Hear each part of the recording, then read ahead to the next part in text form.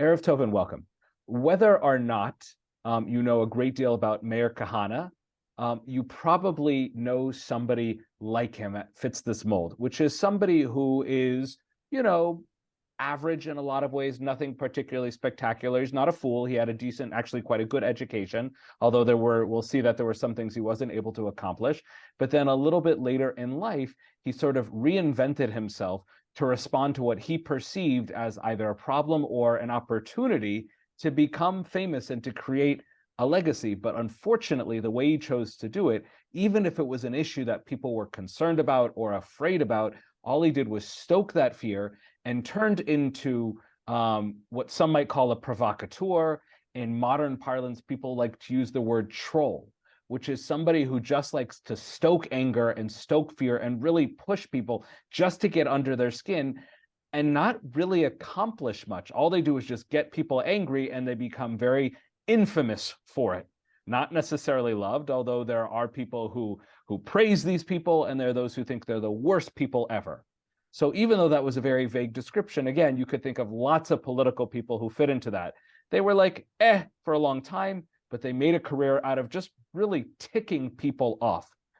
But Meir Kahane is unique for a number of ways, not only because he was an Orthodox rabbi and very prominent in the Jewish world, but unlike some of these provocateurs and trolls over the ages, Meir Kahane's influence, unfortunately, is still very much felt today. That's one of the unique things about him. The second thing is that you might look at him and say, well, nobody's really, this crazy or wild. Nobody could agree with him. And the reality is that, as we'll see through this piece and looking at his life, a lot of people did agree with him. And in fact, one of the criticisms of him was not, by his supporters, was not that he was wrong, but that he went too far. Meaning he's saying what we're all thinking, but the way he's doing it is just so unbelievably extreme that it's hard to get behind him. Now, of course, those who are against him say absolutely nothing he's saying is legitimate. It's all a bunch of horrific, horrible things to say, and he went too far. But regardless of which side you're on, the reality is people, A, did agree with him, and B, he is an important part of Jewish history. Now, one of the questions then is, for somebody like this, and I'm not going to hide my bias that I disagree with virtually everything he said, and certainly all of his tactics. I think it would be foolish to pretend I can be totally unbiased here. But regardless of that, the question is, what do we do with a character like this? Do we pretend like he didn't exist? The piece we're about to read mentions that there was a very famous, Jewish historian, Sarna, who wrote a history of Judaism, American Judaism, and in its however many hundreds of pages, you know how many times it mentions Meir Kahane? 0 times. So the choice of many people, as this article mentioned, is to pretend like he didn't exist, and unfortunately did. And the reason it's so important to mention that he did goes back to the name of this class, Meir Kahane, Legacy of Violence and Hate, which is that even though Meir Kahane is gone, he was actually assassinated, even though he is gone, the kind of hateful rhetoric and leading to violence that he stood for and instigated and incited still exists, particularly in Israel. And to understand where it came from, we really need to look at characters like Meir Kahane and think about, how could he have gotten so popular? Where could he come from? How can something like this happen? And then if we can even get an idea of that, we can understand how it's happening today and perhaps how we can respond to it. So there are many, many ways to explore the history of such an infamous character. So Leon here has actually interviewed him several times. So talking about primary source, we have one right here in this class. So I'm going to make sure there are opportunities for him to respond both to this piece, but also to share his 2 cents to add on to it. So I think that's really, really important. And I know some of his pieces are available potentially online, and people can reach out to him if they'd like to learn more. But I decided, rather than cobbling together a lot of different sources, it turns out one of my professors and teachers from Indiana University, who's no longer there, he's moved on to better and brighter things, but I think 2 years ago or so, wrote a book on Meir Kahane, both a biography and an analysis trying to understand and put into context. So we're not going to read the entire book because it's hundreds of pages, But for the next 3 or 4 pages, it's a selection of some of the writings of Professor Shaul Magid, who is one of the greatest, not well, I think he's one of the greatest living scholars of Jewish history, but he's a scholar of Jewish history and Jewish thought, and I really enjoyed his class. But one of the things he does is not only give us a biography for those of you who are less familiar with the Meir Kahane, but he also, again, puts things into context and tries to help explain how he became who he did and how people responded to him. So what we'll do is, rather, because it's all one big source, is I'll have people read up to a certain point. We'll pause again for questions, and particularly, Leon, if you have insights to add. You can also argue with Professor Magid and some of his points, but I think this article is going to give us a very good overview and contextualizing of what many would call a villain, and unfortunately some people call a hero, but to understand who he was, how he became so popular, and again, how do we keep getting people like this? So Ed, I'm going to go ahead and unmute you. And again, we'll pause at certain paragraphs, et cetera, like that. But the first chunk of the essay gives a general introduction and then goes into a bit of biography. So Ed, if you want to go ahead, and this is again from Professor Shaul Magid's book, The Public Life and Political Thought of an American Jewish Radical, which tells you a lot about how Professor Magid viewed him. So go ahead, please, Ed, more than half. More than half a century has passed since Meir Kahane founded the controversial Jewish Defense League, JDL, in New York in May 1968. The JDL was established as a response to the 1968 Ocean Hill-Brownsville school strike that crippled the New York City school system. The history is complicated, but suffice it to say that anti-Semitic pamphlets were distributed by some African-American PTA members of the school district, in part because the president of the United Federation of Teachers, Albert Shanker, was a Jew, and the district had a high percentage of white Jewish teachers among a student population that was over 90% Black and Hispanic. In addition, liberal Mayor John Lindsay, who sided with the teachers union and Shanker against the parents, was a long-time target for Kahane. Kahane disagreed with Lindsay's liberalism and felt he was not acting in the interest of the Jews of the city. Through the early 1970s, the JDL flourished, and chapters arose in many urban centers in America. The notion of Jewish pride and protecting vulnerable Jews against criminality struck a chord with a new generation of Jews and with older Jews who felt vulnerable in their neighborhoods. JDL activities also included arms smuggling across state lines and illegal transportation of materials to make explosives. They were followed closely by J. Edgar Hoover and the FBI and by law enforcement. By 1975, the JDL had largely collapsed under local and federal indictments for arms smuggling and possession of explosives. Kahane, for his part, moved to Israel in September 1971 and founded a political party, Kach. After 2 failed attempts to be elected to Knesset, he succeeded in 1984. In 1986, Kach was labeled a racist party by the Knesset, and Kahane was removed from his parliamentary post. The JDL in America continued without him, but never really overcame its legal troubles. And without Kahane as the charismatic leader, it ultimately descended into little more than a street gang. In Israel, Kahane continued his clandestine activities. By 1972, he had already spent time in Israeli jails. He was arrested over 60 times and found guilty of numerous offenses, including incitement to violence.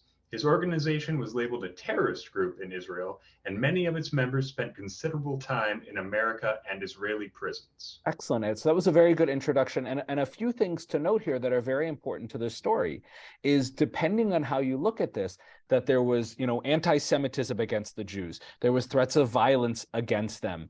And also the idea of being proud of being Jewish. All of these things make sense for Jews to respond to. If Jews are in danger, it makes sense for them to stand up. And thinking about, certainly this is 1960s, and he really grew up in the 50s. So really post-World War II. So the idea of Jews saying, I'm not going to stand for this. I'm going to take a baseball bat. I'm going to take a gun. I'm not going to let, non-Jews attack me anymore. It doesn't seem so crazy. And in this particular thing where Jews are being, threatened with anti-Semitism, and it's in a specific anti-Semitic attacks against a specific Jew, again, it makes sense for somebody to speak out against it. But there's so much more that's going on here that'll come out in this article that's important to note, that it's not necessarily that he responded, it's how he responded. There's a difference between working with local law enforcement and having local people stand out on street corners with bright, garments and a whistle, or even potentially a weapon, and people know that they're protecting, versus secretly attacking people and smuggling illegal weapons and bombs, et cetera, like that. Now, again, we can understand where this fear is coming from, but it's what it led to that many people said went too far. But the other thing here is that this initial incident, again, there's a lot that Meir Kahane did other than just starting the Jewish Defense League. But when he started the Jewish Defense League, it was, at least according to him, in response to this anti-Semitic thing having with the teachers union. But it was specifically between the Jewish community and not more broadly, more specifically, the Black community. And one of the things that Professor Magid, and just history, you can look at Meir Kahane's writings and his words, is that there was this tension between anti-Semitism and racism. And one of the things that'll come out here is, for him, fine, yes, the Black community has absolutely experienced racism, but it is nothing compared to anti-Semitism.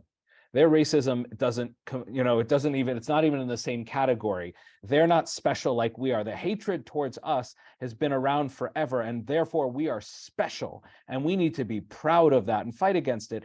But the Blacks and the racism, it's not, we don't need to worry about that so much. So you can hear there by a sort of validation of racism against the Black community, which is a real big thing that has led to hundreds of years of violence and just horrific history, and him just diminishing it and putting Jews far above everything.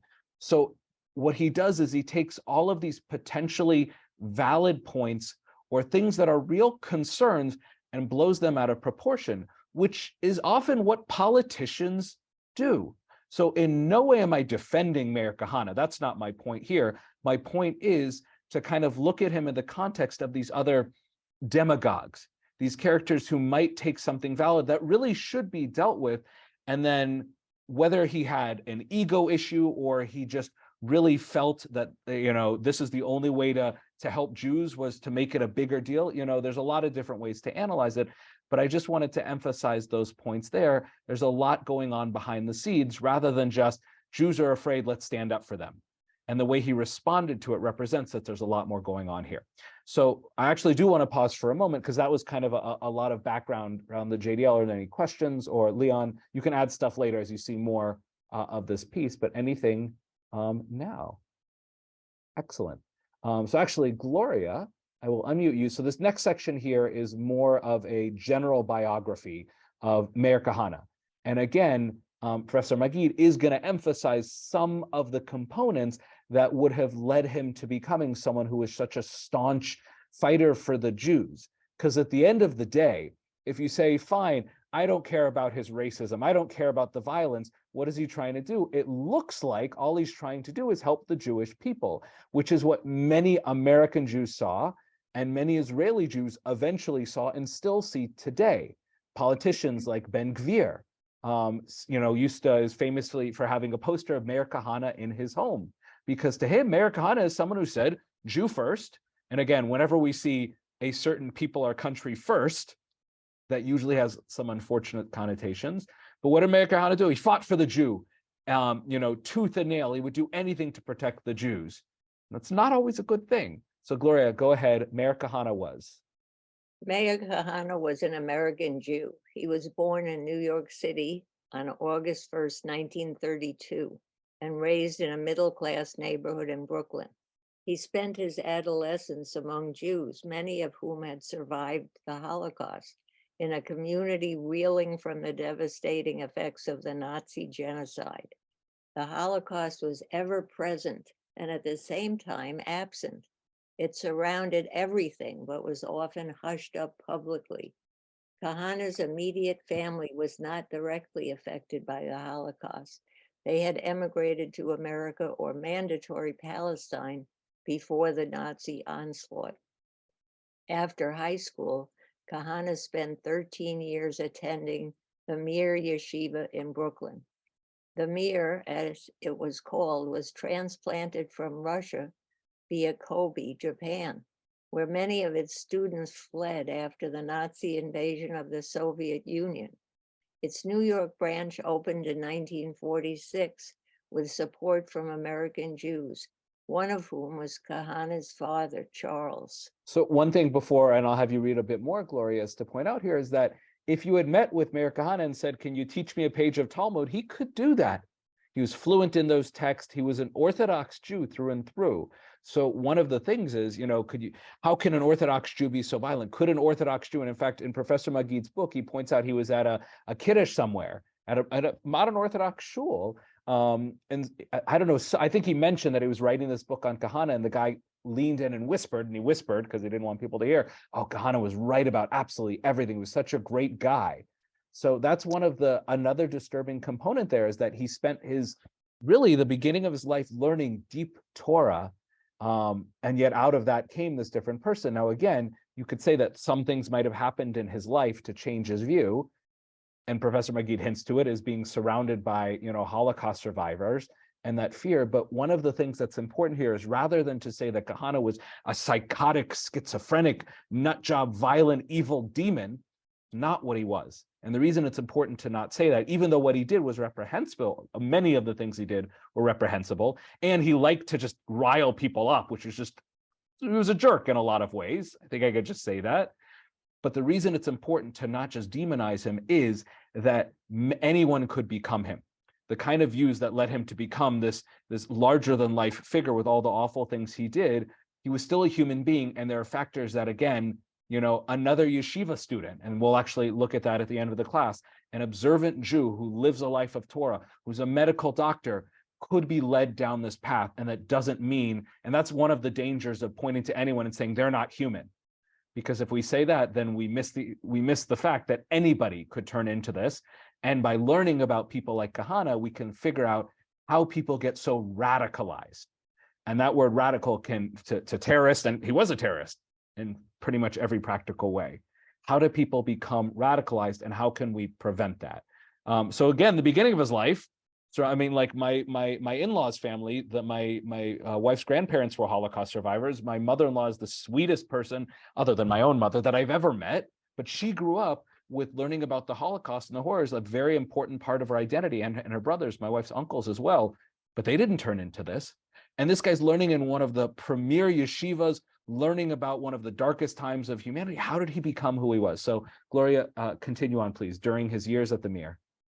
During his years at the Meir, Kahane became well-versed in classical Jewish texts, as well as the method known as Musa, which uses Jewish texts to facilitate self-perfection and behavior modification.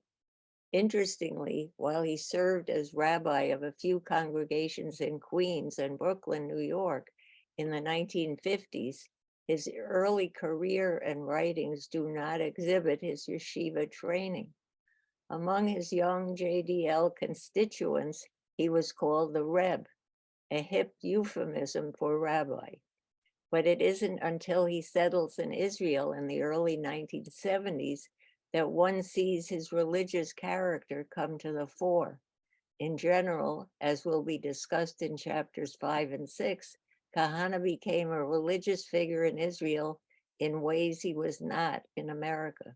So just a few quick things to point out here is that even though, the fact that he studied Musar, and I've read a lot of the classics of Musar, and some of them get like a little intense about how to become a better person, but they're talking about becoming a better person, not attacking others and forcing it down their throats. It's a personal journey of growth, which is beautiful. So again, a lot of the things he did are the polar opposite. Like he was breaking with all of the values that he would have been learning in Torah. That's one thing. The second thing is that, again, his career wasn't so impressive. Now, I don't know why that was. I don't know if that's he just wasn't a very good rabbi. Like he may just not have been a very good rabbi, in terms of a pulpit rabbi. Like just because somebody's very learned, they may not be a good pastoral type figure. So that could be a component of it. And maybe he was trying to reinvent himself. And people will do that. They'll go into different careers. Now, there's a difference between, being in restaurants and then going into party planning versus being a shul rabbi and then becoming a violent terrorist. Those are a bit more stark. Another thing that Professor Magid really emphasizes a lot throughout his book is the difference between America and Israel. Now, obviously, there are a lot of similarities, but there's a lot of differences today. And this is not time to analyze all the different things about Israeli culture. But some of the very unique things in America about racism, the relationship between the Black and Jewish community, those things aren't as present in Israel. Also, in America, it's more about being American, even in the observant world. You don't want to necessarily have your religious identity on your shoulder, with the exception of certain very Orthodox communities. So when he goes to Israel, he realizes he has to kind of, not come out of his shell, but he has to play up the Orthodox card. And you'll find that with lots of politicians is they have to play up a certain part of their identity or create a new identity to do that. And what Professor Magid actually said is that Meir Kahane actually worked really well in America, relatively speaking. His brand of hatred and prejudice and violence, and as much as you're like, oh, that sounds horrible to say, think about the history of America and how successful figures like that both have been and still are today. That kind of hatred and racism and riling people up, it plays really well in America. In Israel, it didn't so much. And what we're seeing now, the rise of certain Kahane-like characters, is, first of all, it's much, we'll see that again. There's a video I'll show at the end, which shows it's still kind of the exception to the rule. But the government in Israel right now, which is not quite Kahanistic, I don't want to say that, but they have a lot of components of that, is really out of the norm. That's not Israel. And he found that. And when he went to Israel, the kind of hatred and prejudice and ultra-violence that he was pushing didn't really take off in Israel. Hence, his party barely got elected. And even when it did, it was quickly kicked out of government. Those are a few things to emphasize there. Gloria, go on a little bit more, and then we'll pause before the next piece. Go ahead. Trained as a rabbi, yeah. And studying in yeshiva, Kahane also graduated from the NYU School of Law with a specialty in international studies, but repeatedly failed to pass the bar. An avid baseball fan, he worked as a sports writer for a local newspaper in Brooklyn, as a congregational rabbi, and then as a journalist for the Jewish Press, a Brooklyn weekly. Until the mid-1960s, it seems Kahane was heading for a middling career as another modern Orthodox rabbi in New York City. Or perhaps he clearly had aspirations of grandeur. He rose to national fame through his involvement with Soviet Jewry. While he published a short article called "To Save Soviet Jewry" in 1964, he did not involve himself with them until the late 1969. The movement on their behalf was officially established by Yaakov Birnbaum in 1964. By 1970, Kahane became a central figure in the Soviet Jewry movement. He also founded a summer camp, Camp Jadel, where campers learn martial arts, self-defense, and how to shoot guns. Now, there's a line here that Professor Magid uses, describing how his career, he wasn't so impressive. Maybe, again, learning in yeshiva, he did very, very well. I don't know. I'd have to look in more to see how his learning skills were. But in school, obviously, he wasn't a top student. He couldn't even pass the bar, which, again, I've never passed the bar because I've never studied to become a lawyer. So I don't know how difficult or easy it is. But clearly, he wasn't exceptional there. And it looks like he wasn't really exceptional anywhere. So then Professor Magid throws in this line, but he clearly had aspirations of grandeur. Now, that's a line it is an opinion. And it's one of those things that we can look at the facts. We can look at what Meir Kahane did or didn't do, and then this shift when he starts getting involved in all these other things. Now, again, that doesn't make a person bad, and there's nothing wrong with somebody who is, again, not exceeding, trying something new. But the things that he decided to take on, the way he was successful in them is by being radical and extreme. And one of those questions that I don't know if we can ever answer, and Leon can have some insight from having interviewed him, is if you took him in a room and you said, no one will ever know what you're saying here, no one will ever find out, you can tell the truth. Do you really believe all this stuff? Again, anti-Semitism, bad, it's standing up against it. We're not even arguing about that. But the kind of really extreme, hateful, particularly when he gets to Israel against the Arabs, and you'll hear just the awful things he said about them. Do you really believe that? Or are you just trying to get elected?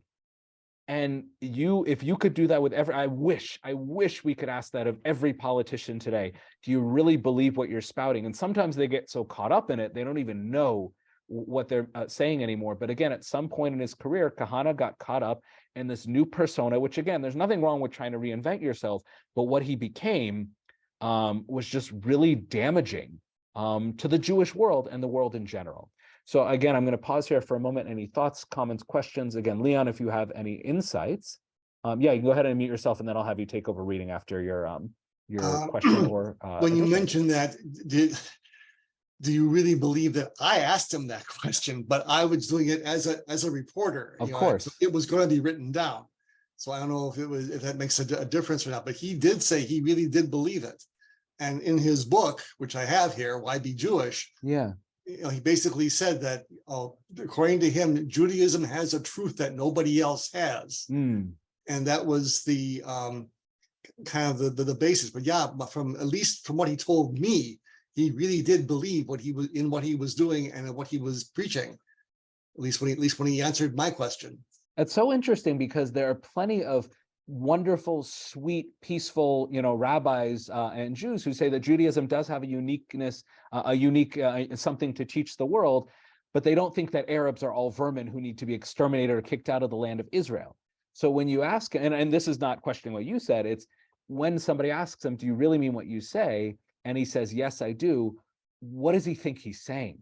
Does he think he's saying that all human, like this, we could go into a whole other conversation about nationalism. Now, Nazism was like an extreme radical form of nationalism, but nationalism, like American pride. America is a great country. I'm proud to be here. I think that America should, fight for itself, and American values are worth touting, and we should put our energy into ourselves. Now, the extreme form of that is isolationism, or even attacking other countries if it benefits us. And again, that's what you get with, Nazism in the extreme, which is, Germans first, and every other country that gets in the way needs to be destroyed. And in fact, let's destroy them anyways, because they don't matter. All that matters is us. That's nationalism times 1,000. And it sounds like that is basically what Kahane did. And when he went to Israel, the people today that still like him are the religious nationalists. And again, defining nationalism, there's a few ways to look at it, but it's basically whoever we define ourselves are, whatever nation we are, we're first. And we will do anything to make our lives better, including sacrificing or hurting others, A, if they get in their way, or B, if they have something we want. The extreme form of it. And is that what Kahane believed? And as you said, Leon, maybe he really did. Maybe he was, because he's not the only nationalist that's happy, I don't know if happy is the right word, to turn to violence. So it's very helpful to hear that. But I'm actually going to unmute you again, Leon, and have you read a little bit, because I know you know how to read well. So that kind of ends his American career. And again, whether or not he was successful is an interesting thing. He got into a lot of trouble, but he started a whole movement. Now, when he left, because it was a cult of personality, JDL was really, you could probably call it Kahane's army. And I think that's a really good way to define it. But when he left America, he started another chapter. But again, as Professor Magid points out, he never had the same success he had in America. And he also never really left America in a lot of ways. So go ahead, please, Leon. Kahane emigrated. Kahane emigrated to Israel in September 1971 after he was given a suspended sentence for illegal activities tied to the JDL. In 1975, he returned to America to serve out a sentence for parole violations, spending a year in a federal penitentiary in Allenwood, Pennsylvania, where, among other things, he successfully campaigned for kosher food in the prison. When he returned to Israel, he began a political career, eventually, as noted, founding his own party. And in 1984, he was elected to the Knesset. The controversy surrounding his ideas culminated in 1986 in the racism law passed to oust him from the Knesset and ban his political party. On November 5th, 1990, after a speech in the Marriott Hotel in Manhattan, Kahane was shot in the neck at close range by El Sayed Nasser, an Egyptian-born Muslim who lived in New Jersey. Nasser was acquitted of the murder, yet years later, when convicted of charges relating to the first World Trade Center bombing, he admitted to murdering Kahane. Kahane's funeral in Israel was one of the largest in the history of the country. We're actually going to come back to some of this, but a few quick things to point out. Again, as it said here, it said he's elected to the party, reminding you that he lost a bunch of times and he was never very successful. But to put things in contemporary context, and again, why it's so important to understand and learn about Kahane and his history, this law done by the court, the racism law, would basically not permit a explicitly racist party, a violent racist party, from running. But today, the attempt to overthrow or change things in the Israeli government would prevent that from happening, meaning that an explicitly racist, violent party that's asking for the genocide of the Palestinian people, that couldn't be stopped in the courts anymore. If you got enough seats, you could have somebody who is an absolute, actual murderer in the government, and there'd be no way to stop them. So while things are much more complicated, and there are indeed issues with the court system in Israel that should be dealt with in a different way, this is one of the things that people will point to, why it's important to have powerful courts, because they can stand up for justice and stop someone like a Kahane. But because of what's happening right now, Itamar Ben-Gvir is essentially a Kahanist. He's a religious nationalist. Maybe he's playing things down a little bit because it's, not playing so well, and Netanyahu's saying it's enough already with that. But essentially, there's a rise, and it's not the majority. But what's the whole thing? If you fail to learn from history, you're doomed to repeat it. And Israel right now is having a reckoning with a rise of this Meir Kahane type rhetoric and views of Arabs. And again, if you're going to say, in Israel, we believe in security and the tensions with Arabs need to be resolved, and we will not allow them to shoot rockets at us. I don't think anyone's going to, people can disagree with that, but I think that's crazy. Is it fine? We should be secure and stop terrorism. But then they go way, way further than that and say the way to stop it is to kill them all, or to make sure they don't have children, or to kick them out of the country. That's not, that's not a resolution. That's not humane. But again, Kahane's not really gone. So I'm going to have you go on a little bit more. Leon, go ahead. Kahane's life was colorful, interesting choice of word there, and controversial, please. Kahane's life was colorful and controversial. During his heyday in America in 1968, 1974, his name was widely known among American Jews, and the JDL received donations from various sectors of the Jewish community, religious and secular. But despite his ubiquity during an important era for American Jewry, his life and thought have not been fully integrated into the history of American Jews and Judaism. For example, while researching this book, I was looking up a source in a widely consulted history, and I was struck by the fact that this 600-page study does not contain a single reference to Meir Kahane or the JDL. How could this be, given how influential Kahane was in the United States from the late 1960s to the 1980s? My sense is that this omission was intentional and reflects a broader impulse to expunge him and the radical militancy he represents from our narratives about American Jewish culture and history. This book makes the case that this history cannot be told without it. Yeah, I'll have you continue in a moment. And I think that's very true. And again, I think part of it is how you talk about it. It's important to talk about Kahane. It's important to talk about the worst villains in history, from the Hitlers to the Pol Pots. You need to understand where they came from, because again, they're not demons that rose up out of the pits of Hades. These are people that were once babies, that were raised in certain communities that have been, again, Hitler didn't create anti-Semitism. It was very, very present. Now, he may have taken it, and not just him, the people around him took it to, not logical, but took it to its absolute extreme. But again, you need to know the world that they grew up in. How could this happen? How can people become this? And look at how their voices are still being heard. Again, Kahane is still a hero to many people. So to ignore him and to not try and analyze him is dangerous in a lot of ways. And the reality is that intellectual honesty requires us to look at the things that we're uncomfortable with. Now, praising him, writing a book about the name of my class, A Legacy of Violence and Hate. Again, I'm not hiding my bias here. But people could say, why would you even bother teaching a class on this putrid villain? Because again, his legacy still lives on. And he at one point was a yeshiva student. What happened to turn him into that? Now, again, we don't exactly know, although we can kind of put some of the pieces together. But this is an important story to tell and to analyze, not just to tell it. Having a Hollywood video about the exciting life of Meir Kahane, no. But to have a well thought out book that really tries to explain what happened and how it could still happen again, That's well worth it. So please go on, Leon. I think American Jewry. I think American Jewry and many of its historians are embarrassed by Kahane and refuse to view him as a noteworthy figure, even though until the mid to late 1970s, he was ubiquitous on the national stage. And again, Leon, you can speak to that as, you interviewed him. When he came to town, as one of the articles they had written, he came to town and everybody and their mothers showed up.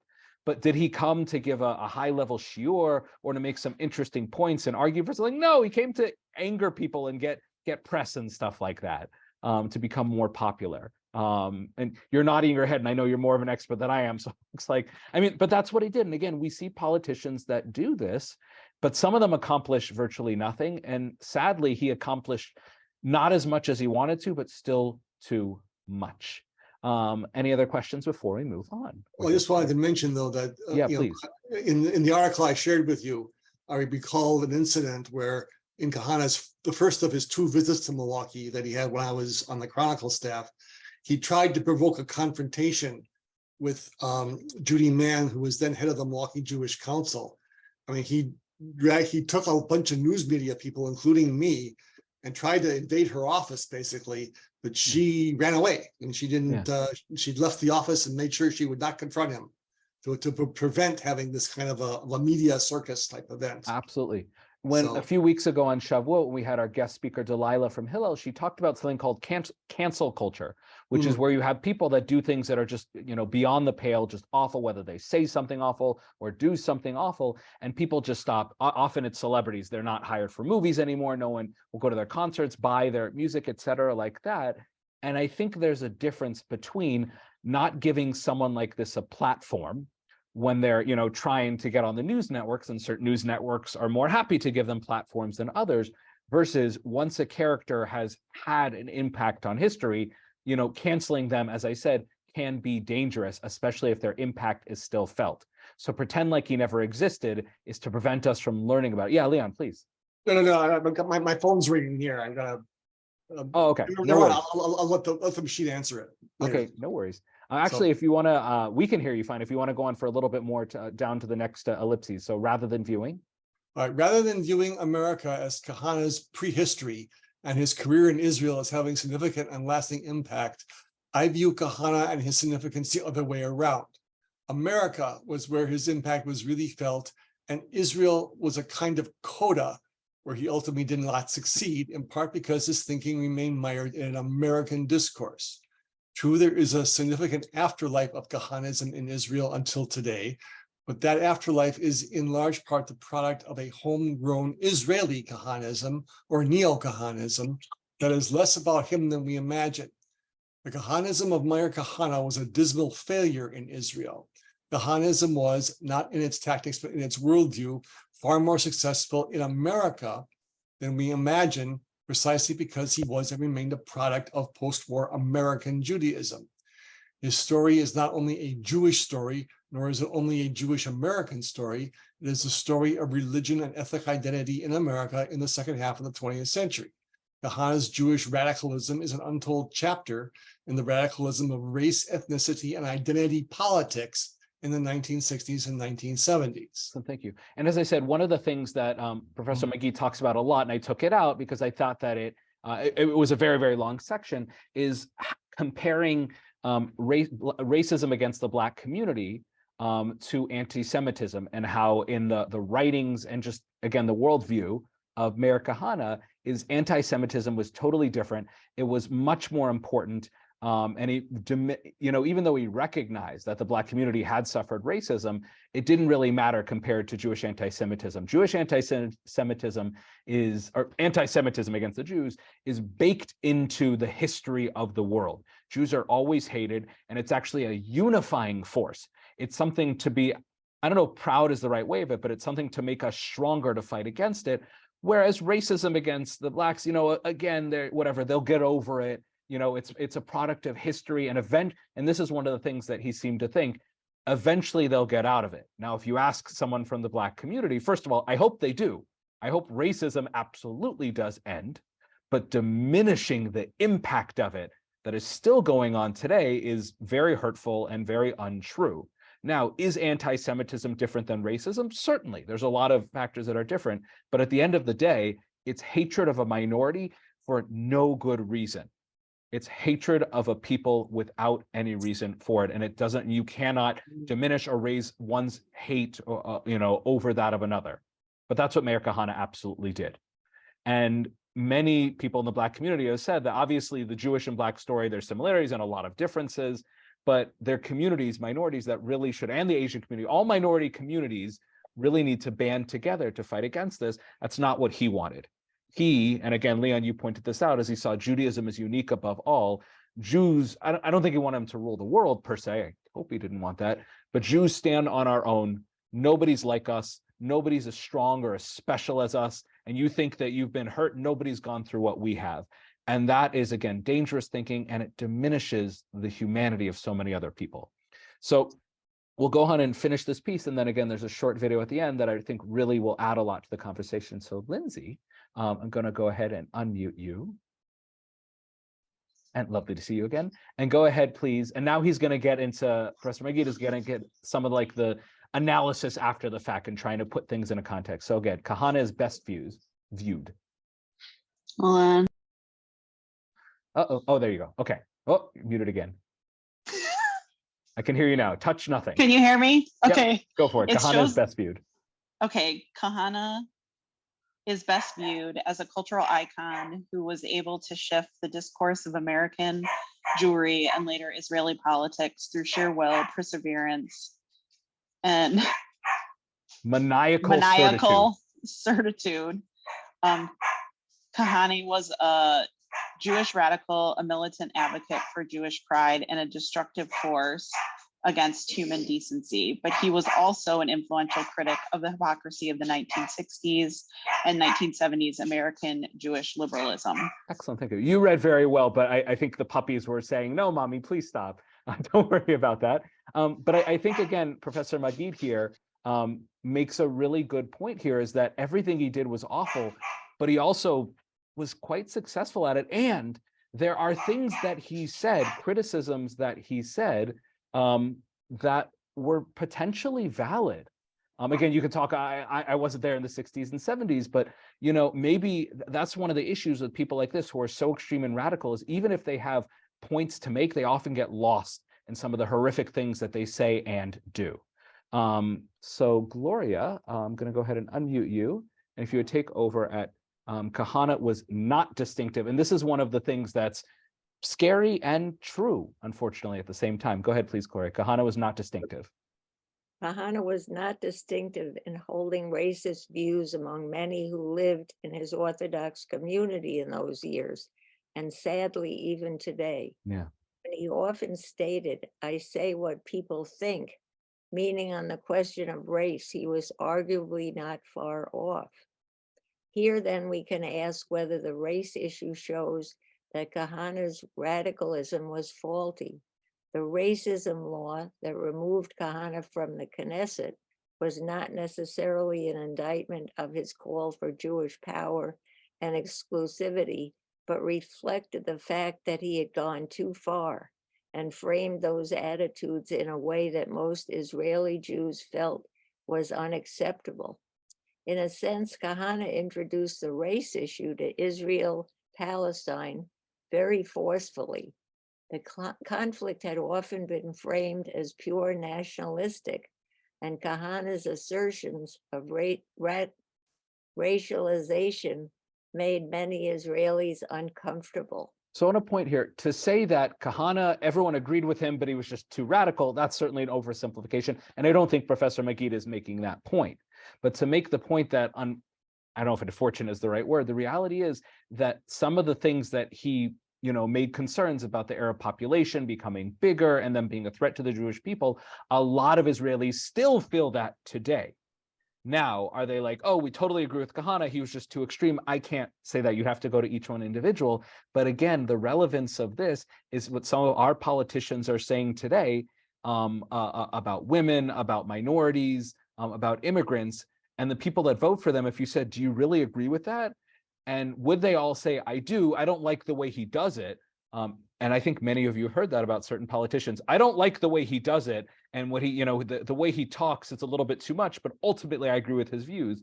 There are certainly people that feel like that. But again, that's an oversimplification to say that Kahane was right, but everyone was too afraid to say it. But the argument that many people really do agree with him, and they wanted someone like that to say it for them, I think there's a lot of truth to that. And again, in many different countries, when you get these really just violent people who just say horrible, nationalistic, racist things, is unfortunately a lot of people who really do agree, and they're just not in a position to say it. So I don't want to simplify the issue, but there is a lot of truth to that. Gloria, if you want to go on for a little bit more, and then I'll polish it off. In 1984. In 1984, after 2 failed attempts to win a seat in the Knesset, Meir Kahane was elected to the Israeli parliament as leader of his Kach party. His election sent shockwaves through the Israeli political world. His political platform of expelling the Arabs and his provocative argument that it was schizophrenic to claim that Israel could be both Jewish and democratic rattled a country that had been struggling to come to terms with its almost 20-year occupation of the West Bank and the Gaza Strip and growing Israeli, Arab, and Palestinian resistance. Even then, Prime Minister Yitzhak Shamir, who had been a member of a terrorist organization in his youth, announced that he would not allow Kach into a Likud-led coalition, a sign that the Israeli right, as well as the left, were afraid of what Kahane's political power would generate. So Yitzhak Shamir, who was willing to use violence to fight for his country, which doesn't sound bad, and it's not necessarily bad. That would be a whole class analyzing that, but he was willing to use violence, and he was very, very strict and very far to the right. In terms of Arabs and everything like that, and the concerns about them and terrorism and everything like that, Kahane was too far even for him. That says as much about Shamir as it does about Kahane. So I'll go off to the end, and then we'll have a chance for, I'll kind of summarize it up. And then Leon, I'd love to hear a few closing thoughts before we watch a short video to kind of put things into context.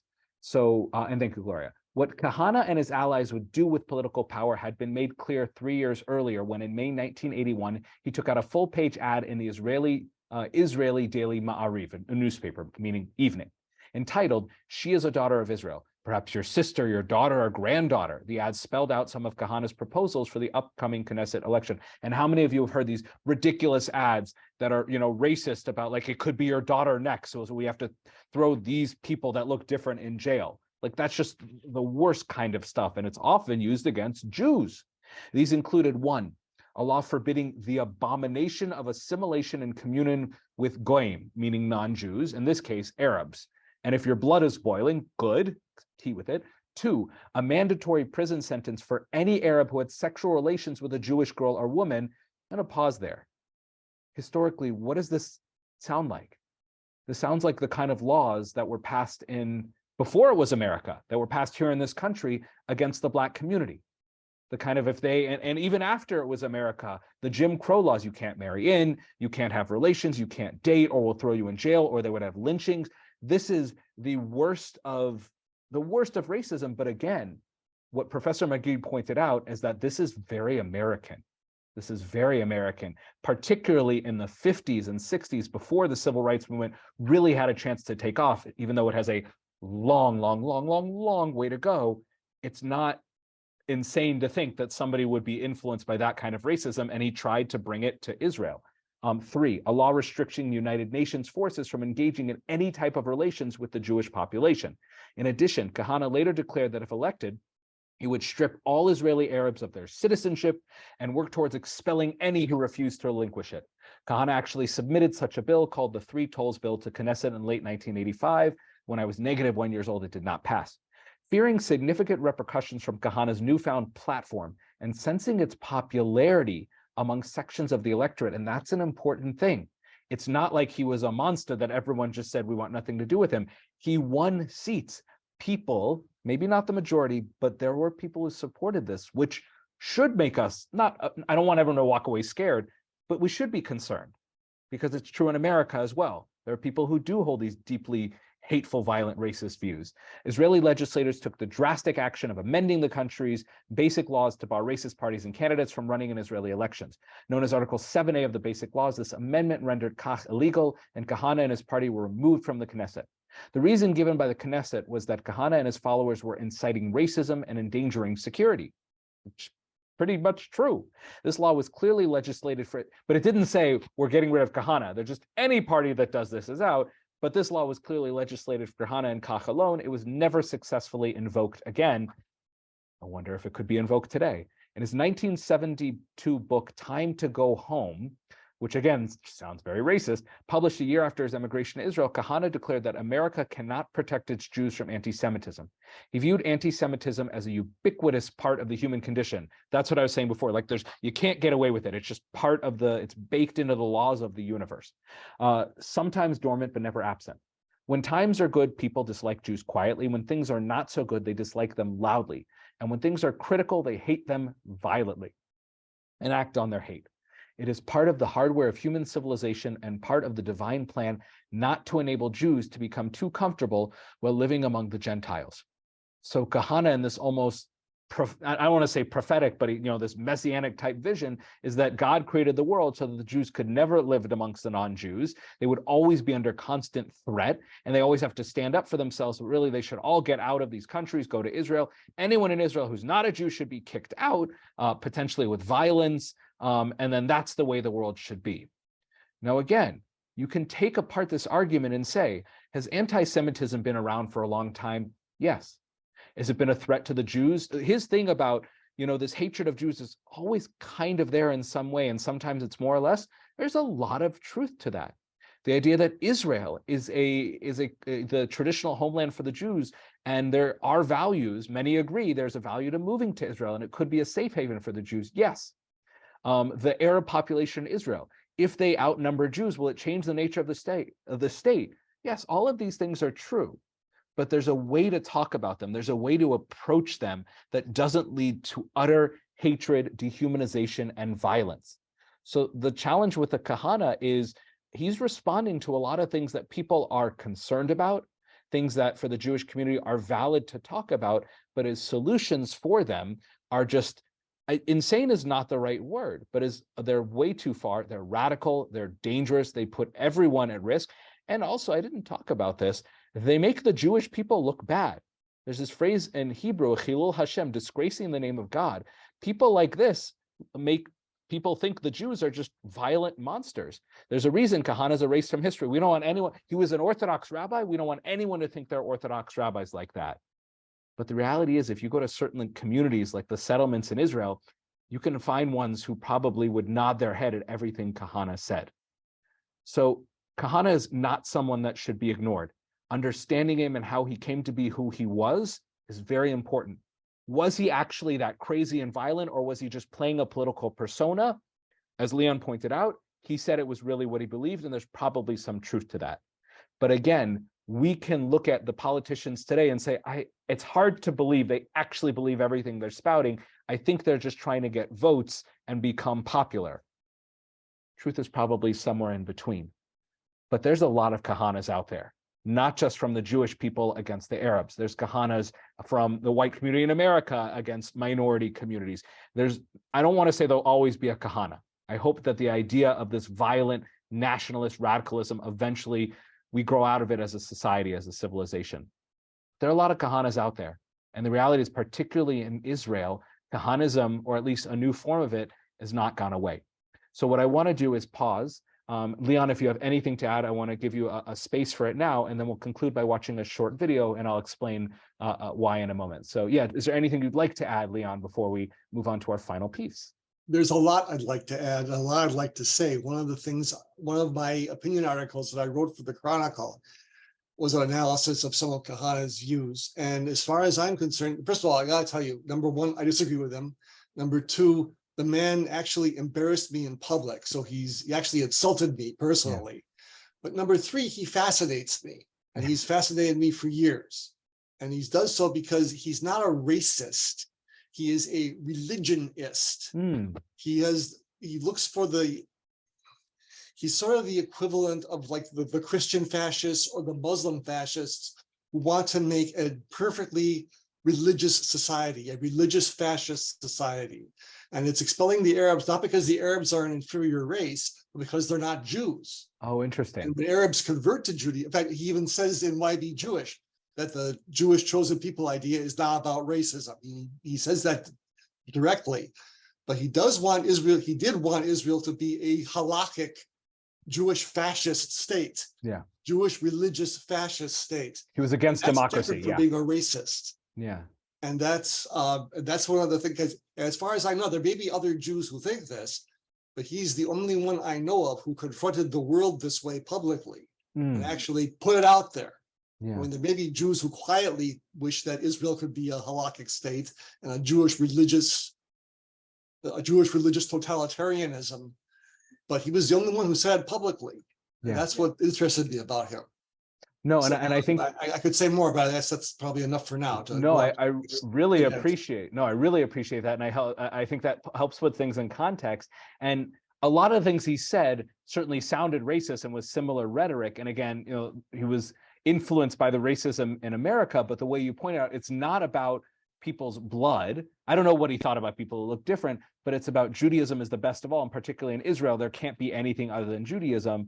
And you're right, a lot of what he said was consistent with that. And there are indeed Jews and ultra-Orthodox groups that the idea of this secular democratic state is an abomination, and it has nothing to do with Arabs or anything like that. We need to have a halakhic state we need to wait for the Messiah, the Mashiach to come. That's the only thing we can do. And there are those who believe that with love, and they just hope that happens. And there are those who it leads them to some pretty hateful, violent thoughts, including siding with anti-Zionists who want to destroy the current state so that it can be, paved over until God puts in the proper godly nation. So this can get very scary and very extreme. But you're right, he was a fascinating figure, but it's important to study him in context. And again, people still espouse these views. So what we're going to do right now is I'm going to stop sharing this screen. And there's a short video here of about 5 or 6 minutes. And the reason I'm showing it is I called this class The Legacy of Hate and Violence for Meir Kahane.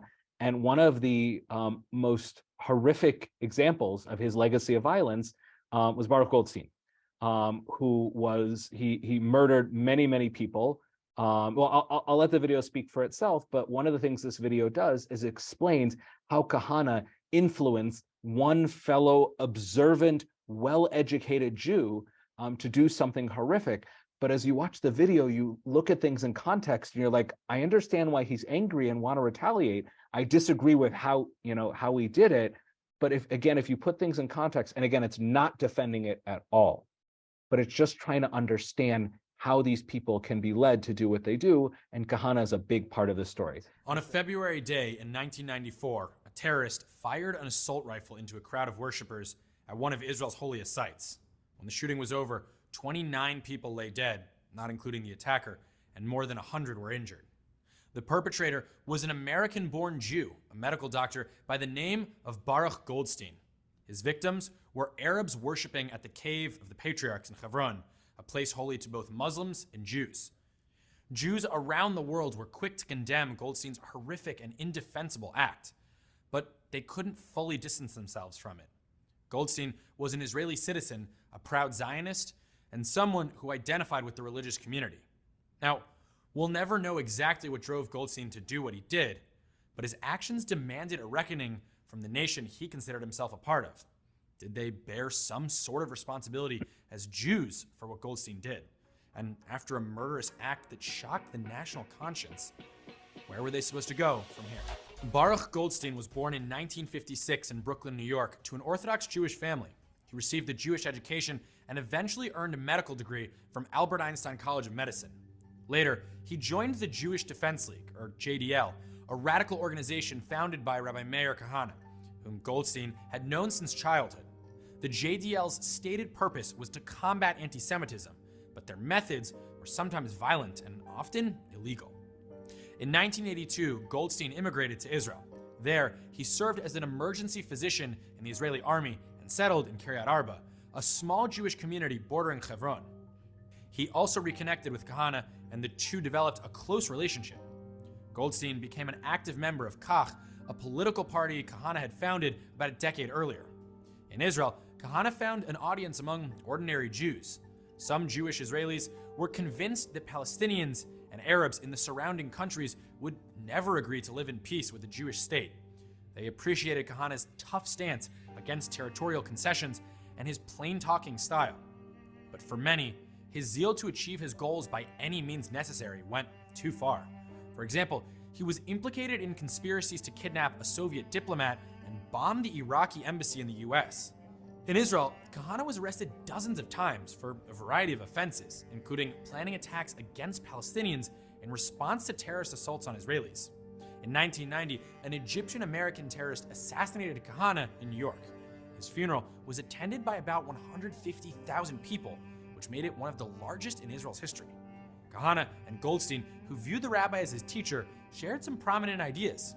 Like Kahane, Goldstein rejected the notion that Israel should be a democratic state. Goldstein argued that if at some point the Arab vote outnumbered the Jewish vote, Israel wouldn't be a Jewish state anymore. He also thought Arabs considered the Jewish people to be their enemies and felt that the government was not doing enough to protect the Jewish people and the Jewish state from threats both internal and external. In the highly charged atmosphere of Israeli society in the early 1990s, many other Israelis felt the same about their security. The year before Goldstein's rampage, 1993, saw 26 terror attacks against Israelis, the largest number in almost 15 years and the second highest total in the history of the state.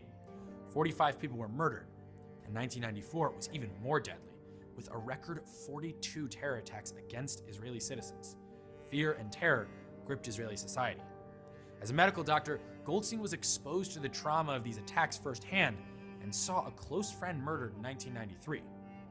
Like I said earlier, we're not here to try and analyze what exactly drove Goldstein to do what he did, but the political climate and terror gripping the country would only have reinforced his beliefs in Kahane's more radical ideas, and ultimately, he took those ideas beyond their farthest extremes and turned to violence. The night before he killed the Arab worshippers in the Cave of the Patriarchs, Goldstein himself prayed in the cave, on the Jewish side of the shrine. The holiday of Purim had begun that evening, and according to those who were there with him, Palestinians on the other side of the partition began to taunt the Jews, interrupting their prayers and screaming that the Jews should be slaughtered. Witnesses said Goldstein appeared distraught. The next morning, Goldstein arrived at the Cave of the Patriarchs wearing his army uniform and entered a room where many Palestinians were praying. He began shooting, killing 29 and injuring more than 100 others before he was overcome by the crowd and beaten to death. Israeli Prime Minister Yitzhak Rabin called Goldstein an embarrassment to Judaism, and in a telephone call to PLO leader Yasser Arafat, he referred to the attack as a loathsome criminal act of murder. The government also took swift and decisive action against Jewish extremist groups in the West Bank. It arrested followers of Kahane, issued detention orders against individuals deemed threats to public security, demanded that certain settlers turn in their weapons, and barred those same settlers from entering Arab towns. In addition, Kach and Kahane Chai, the two branches of the Kach party that emerged after Kahane's death, were now officially designated as racist and outlawed. But the response also revealed an uncomfortable divide in the religious Jewish world. Although the overwhelming majority condemned Goldstein's actions, there were still 1,000 people who attended his funeral, and the heads of the yeshivas in Kiryat Arba eulogized him with full honors. The mainstream leaders protested this vehemently. 1 year later, Yigal Amir, a Jew who, like Goldstein, also identified with the religious Zionist movement, assassinated Prime Minister Yitzhak Rabin. These alarming incidents raised the specter of Jewish terrorism and begged the question, were the murders an indication of a serious problem in Israeli society, perhaps a breakdown of communication between different communities, or a failure to take note of radicalism and deal with it decisively? Goldstein's grave in Kiryat Arba has long served as a pilgrimage site for his supporters, and his tombstone describes him as someone who was blameless and upright. But those supporters are very much a tiny minority. There's certainly a lot we can unpack about this video, but we're past time here. But all I'll point out is that this class was called Meir Kahane, A Legacy of Violence and Hate. And that's what this is. But again, the really important takeaway isn't about this Baruch Goldstein and the horrific act that he did. And again, where was he coming from? Seeing dozens of his friends and other Israelis killed, that doesn't excuse it at all, but it's important to look at that because some of that reality is still there. And that legacy of violence and hate, whether it's racism or as Leon identified, this religious religiousism. I don't know if I'm pronouncing the same way you did, but I think you made an excellent point about, it's essentially, it's all variations of nationalism, which is who we are, whether it's in our blood or how we self-identify, is above everyone else. And anyone who gets in our way will do anything to get rid of them. That kind of legacy is not gone. It lives on in Israel. Right now, it lives on literally in the head of security for the Israeli government, and that's deeply terrifying to some. And while it does not represent the majority of human beings, certainly not the Israeli population, all it takes is one Meir Kahane, one Baruch Goldstein to create devastation. But if everybody who is good stands up, there is a chance to stop it. But we cannot ignore this kind of legacy. Yeah, Leon, please. One of my other opinion articles, I compared Meir Kahane with Louis Farrakhan. And there is a big difference. The majority of a lot of the Black community really loved Farrakhan. And I attended one of Farrakhan's speeches, and it was in the Milwaukee arena, and it filled at least a good 2/3 of the place. But Rabbi Kahane has been repudiated by the majority of the Jewish community, even though they're both kind of motivated by the anger at the treatment of their own populations, Yeah. Over the years. And so there is a difference there too. No, you're very right. And in fact, the piece by Professor McGee also talked about Farrakhan and Malcolm X. But again, the important point here is, instead of saying, oh, he's a villain that everyone just kind of ignores, is to recognize that, again, all it takes is a handful of people and a coalition or a person with, a weapon who's radicalized. And again, we're seeing that here in the States. My point here is just, we can't ignore this and say, oh, it's just a couple of radical, insane people. Is sometimes those people yell the loudest, and all it takes is them influencing 0.002%, and that 0.002% has a gun. And so Meir Kahane's legacy is still very dangerous, even though most people don't agree with him. His voice, sadly, rings true. And again, he's responding to concerns that are not invalid, but there's a very different and human way to respond to it. And the truth is, real Judaism, real classical texts actually do have beautiful ways to respond to fear and anger and hatred. And in many ways, he repudiated all of the beautiful things that he would have learned in yeshiva and instead embraced a life of hatred and extremism. And Leon, I want to thank you. I know we didn't formally do this together, but I appreciate all of your comments, and I hope everyone has a wonderful evening.